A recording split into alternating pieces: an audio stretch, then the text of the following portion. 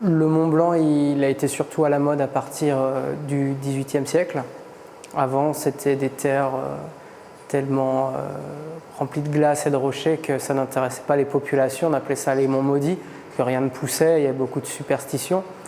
Et à partir de la fin du XVIIIe siècle, les premiers voyageurs sont arrivés à Chamonix, à Saint-Gervais, à Courmayeur.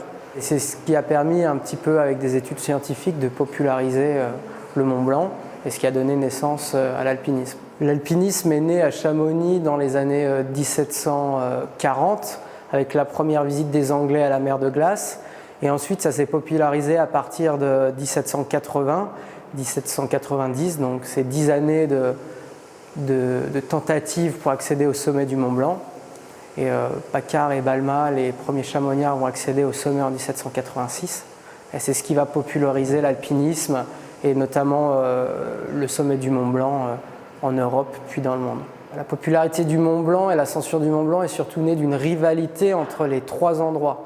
Parce que les Britanniques, les Genevois ont tenté des ascensions depuis Courmayeur, depuis Chamonix et depuis Saint-Gervais. Et donc c'est surtout ce qu'on appelle la bataille pour le Mont Blanc, la rivalité entre Saint-Gervais et Chamonix, qui va conduire à la création des compagnies de guides. Et c'est Chamonix qui va gagner cette bataille pour le Mont Blanc, avec la première ascension en 1786. Ensuite, c'est Courmayeur qui va se développer avec sa compagnie en 1850.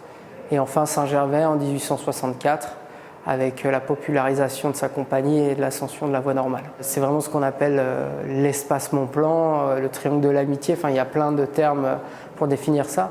Donc entre la Suisse, le Valais, l'Italie, la vallée d'Aoste, et puis la France avec les Savoies. C'est une aire géographique où il y a quand même une certaine zone de contact, d'échange, de frontières, mais il y a beaucoup de liens entre les différentes populations autour du Mont Blanc. Frison-Roche disait que cette coupole, plutôt que de différencier les populations et de les séparer, elle les réunit.